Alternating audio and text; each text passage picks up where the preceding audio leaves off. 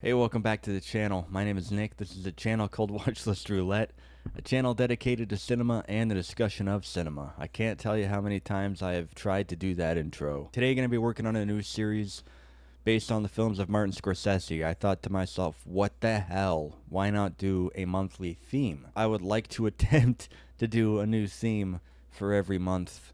As long as I'm making videos on this channel. Decided to go with the films of Martin Scorsese. I think I was listening to The Big Picture, and they were doing a segment that they call Hall of Fame. And that's basically where they go through a retrospective of everything in somebody's career. And I stumbled upon an episode based on the Martin Scorsese Hall of Fame. And upon listening to it, it's not something I often think about, but it hit me that, my God, there's a lot in the back catalog of Marty that I've never seen. Man, I really badly need to rectify that. I need to sort that out. So I thought to myself, well, why not kick off the monthly themes that I'm planning to do with the current day god of cinema, Mr. Marty. I picked 3 films and I decided to go with 2 that I've never seen and 1 that I've seen more times than I or anybody can count. I just feel like that's a very good balance and an approach to talking about, one of our most important filmmakers today. The first film on the docket that I'm going to talk about, we're going back early in Marty's career.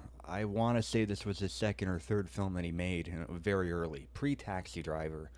It was 1974, and his Alice Doesn't Live Here Anymore. This is a film that I wanted to see for a long time, and I don't know why. I never prioritized getting around to it. Very much, if you're looking at Martin Scorsese's films, you're thinking of the hallmarks that maybe represent his style and his filmography. You think films about organized crime. You think films about damaged and complex, ambitious male characters who are often anti-heroes. There are not many films in Scorsese's pantheon that are centered completely around a female character. And we were following the story of a character named Alice. Regular type of suburban life, housewife.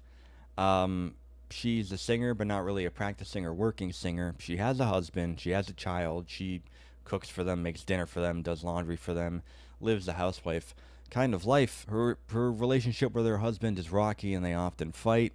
The child is often erratic and tough to deal with. I was going to say spoilers, but this movie's 50 years old. But early on in the film, her husband dies in a tragic accident, and she's completely distraught, obviously. And she's trying to figure out, well, where do I go with my life from here? I have a young son to raise. He is becoming a handful. We can't really afford to stay in the house that we live in now. I'm going to have to go back to work.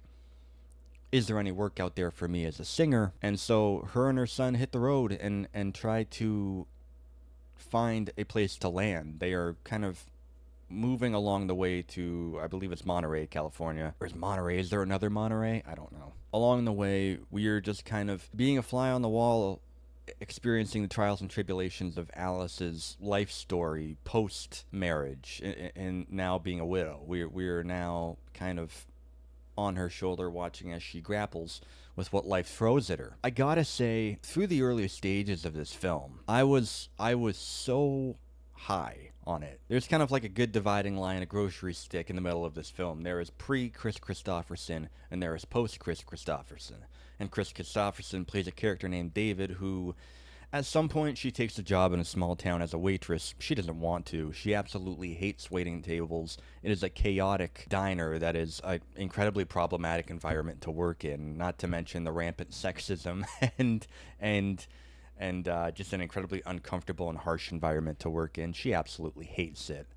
And there's a day where Chris Christopherson's character by the name of David walks in.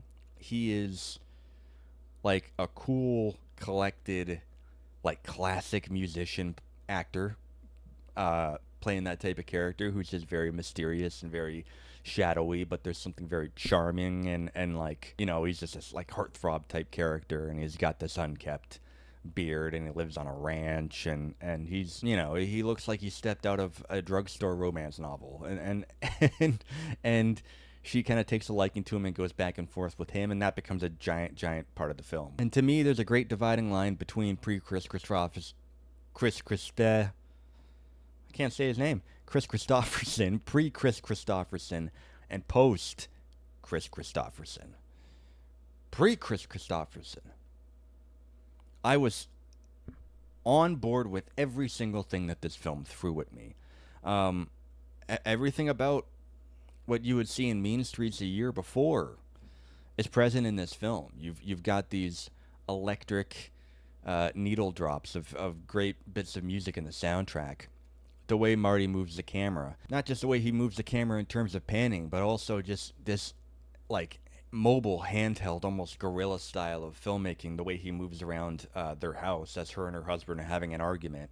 There's something about this film for 1974 that feels incredibly ahead of its time. Just the way the camera moves, everything is just so chaotic with people throwing shit at one another. It was not what I expected it to look like.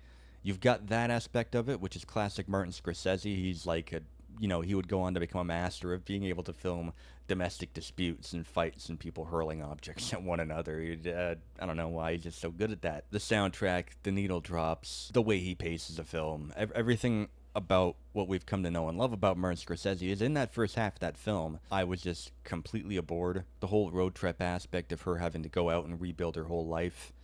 And not just that, but getting entangled in the webs of men who try to romance her. And there's a character played by Harvey Keitel who starts out as a very charming and mischievous oddball type of character, but ends up becoming quite dangerous. And she happens to run into a lot of that in this film all through her life.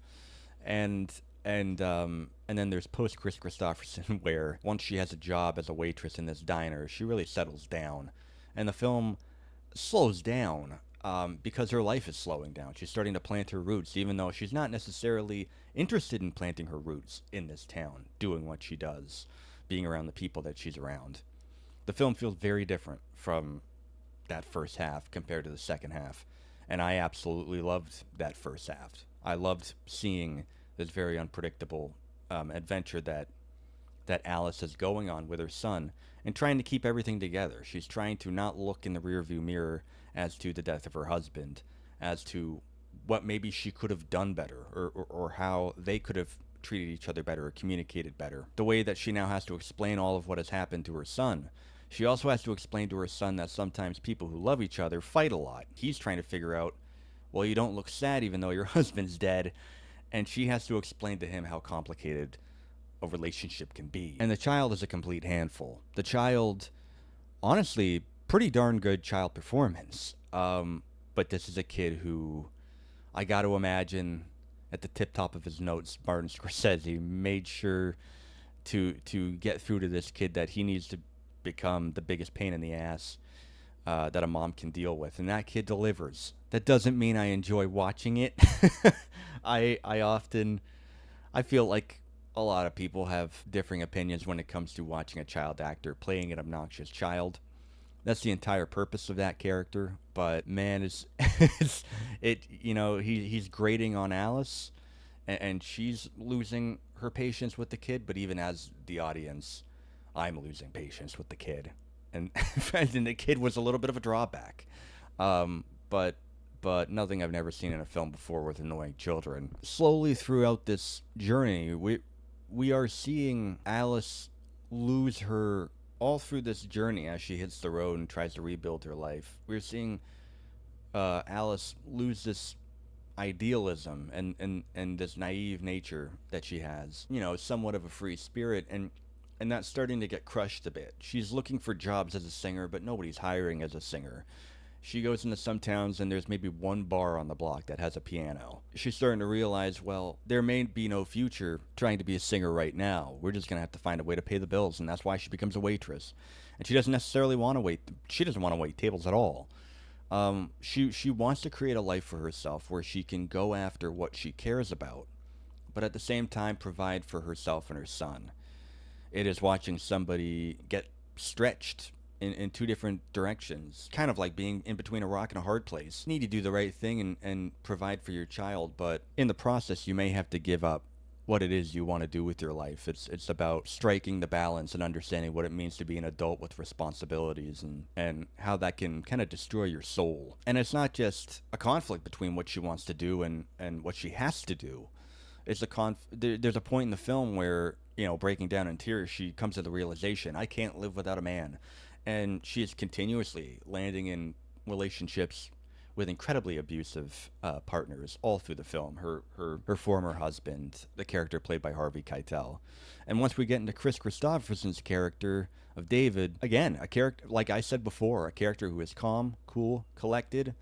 Even I was charmed by him. I'd probably run away with him. But as she gets to know him, and as he spends time with her kid, and he becomes more involved in their life, almost like becoming almost like a little bit of a stepfather type situation where he is now, they're kind of operating in the same household. We're starting to see, the more time you spend with somebody, it doesn't matter who it is, you're going to see more of their characteristics come out. And it might be the characteristics that they don't want to show anybody, that they're afraid to show anybody. And those start to slowly unravel in David's character. And he is not far off from some of the previous abusive men she has been with before. In a situation where Alice believes that maybe this is a partner and this is a situation where things might be too good to be true. It's starting to look like they are. Now she's in a situation where she's seeing these flaws in her decision making are starting to repeat over and over again. It's interesting where this film lands. I gotta say though that in the second half of this film, like I mentioned in that divide halfway through, this part of the film is where it starts to falter for me a little bit. And the reason why I say that is because it's not a long film. It's about almost 2 hours, a hair off of 2 hours. I honestly thought I could have watched more. I was not tired with it. I was not bored with it. I feel like maybe it's because his character was introduced too late, or maybe the film wasn't long enough. I'm not too sure, but to me, it felt like there was not enough development for Chris Christopherson's character of David. Very, very quickly, his character turns from cool and charming into problematic, disturbed by past traumas and divorce and becoming abusive. That change happens really quickly to the point where it almost feels like things are wrapping up and coming to this odd conclusion just a bit too quickly. It just felt like his character they needed more time with him.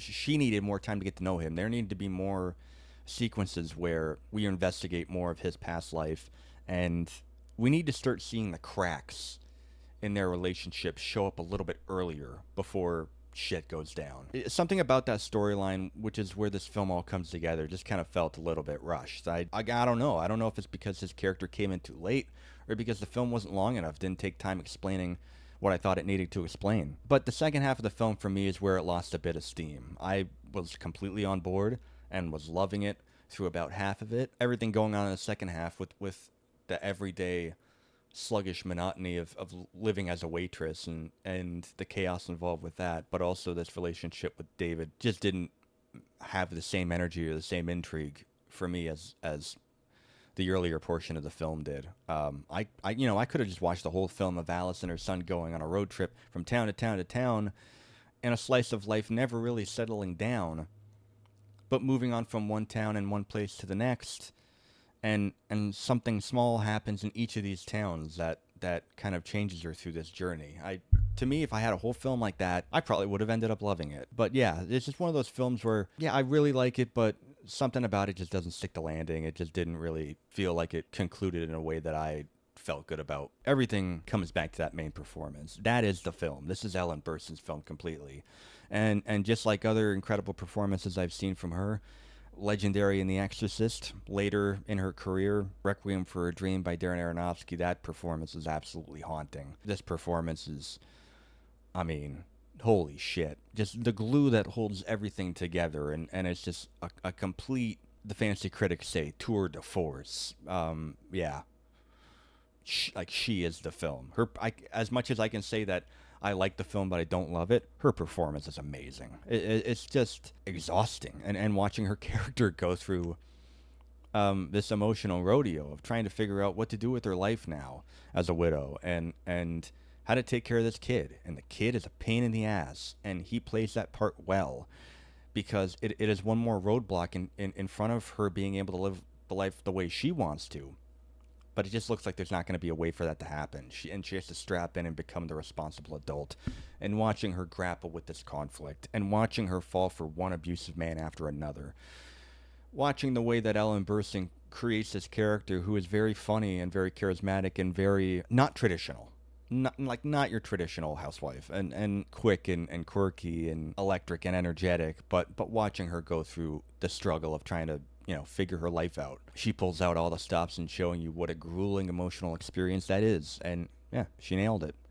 Totally nailed it. I don't know why I'm talking about a 50-year-old performance like it was churned out last year. I mean, like it's new or something, but I don't know. It's a fucking great performance. Yeah, really liked the film. Really solid character study. You know what? Cool to see Martin Scorsese. It's a very unique film in his career. He has not made many films centered around women. Yeah, very unique in his filmography. So it's one I'm definitely glad to have checked out. I think it's an incredibly important one. If you're kind of like me and you're like, man, there's a lot of Martin Scorsese films I've not seen and I want to see something different from him, definitely give it a shot. Glad to have checked it out and glad to cover it on the channel. Alice Doesn't Live Here Anymore from 1974. Powerhouse performance by Ellen Burstyn. Annoying kid. Don't become a waitress in a sexist shithole diner in the South. You will suffer. It's not good for anybody. There's one waitress in this movie who just cries through the whole film because, like, just the onslaught of having to deal with people and shit getting thrown at her, and she's just, like, weeping through the entire film. So don't do that. But yeah, that's about it. If you like this video, you can give the old thumbs up. If you want to see more film discussion on old films and new, you can subscribe to the channel here at Watchlist Roulette. If you want to follow me on Letterboxd to get a glimpse at what I'm watching and what I'm doing, you can do that at Nick Costs. And, I'll probably follow you back. I'm sure. We got a new Martin Scorsese film coming up soon. We got one or two more for the rest of the month, including the randomized films I am talking about on the channel for Watchlist Roulette. I'm probably going to do a review on Sinners by Ryan Coogler, which is coming out next week. I am desperate for a great new film. We have not been getting many. So yeah, hell yeah. Thank you for checking this out. Take care of yourself, and I'll see you later.